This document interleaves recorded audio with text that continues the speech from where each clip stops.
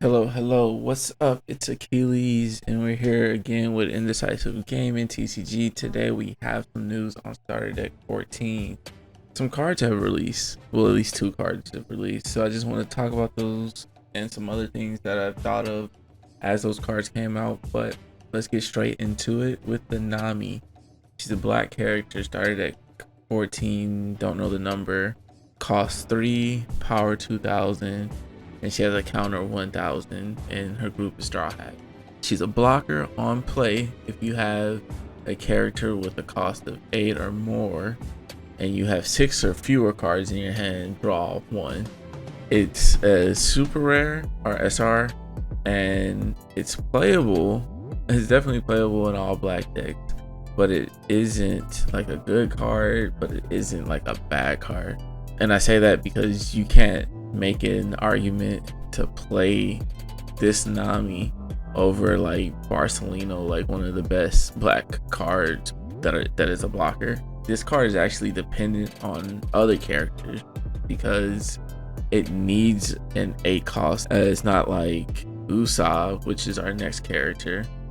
Black character started at 14, the second card in the deck, common, cost 3, 4000 power, 1000 counter, and also belongs to Straw Hat group. Dawn times 1 when attacking. If you have a character with a cost of 8 or more, KO up to 1 character of your opponents with a cost of 4 or less. This is also a okay black card. We've seen a lot of cards like this, like card, the Garp, and the Brook.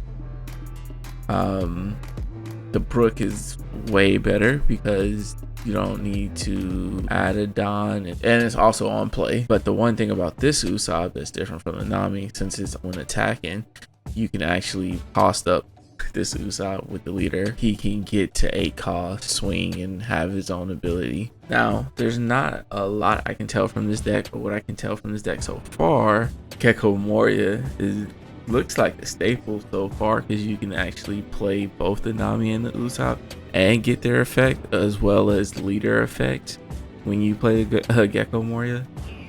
So as of right now, that card is looking like a staple. Well, I mean, it's a staple in all black deck, but this one particular. Now, another thing we can tell is that they revealed 2 3 costs in this starter deck. And if you go and you look back at, well, not look back because we haven't gotten in America, but if you look at the Japanese releases, they have 2 other Straw Hat 3 cost black characters, which are Brook and Chopper, meaning that we almost have a whole crew of 3 cost black characters.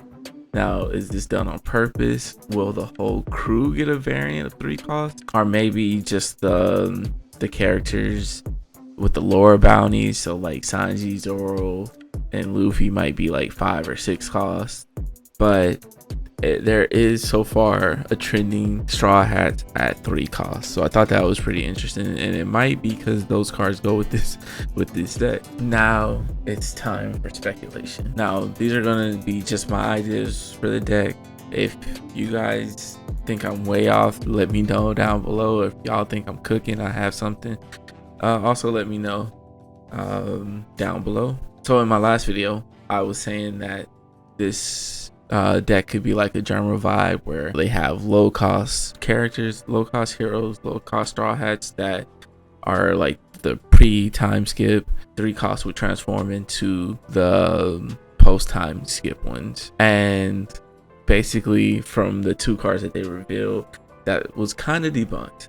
But I'm still holding in hope because this could actually be in reverse order, where the big are the post time skip cards are actually, they have like, well, this could be the opposite of what I was thinking, where the post time skip card, it would have a higher cost and power and would have an effect. Let's say the Nami, if you have a 7 or higher cost Nami in play, trash that card, then play this card, and then it would have like a better effect where it was like it's a blocker.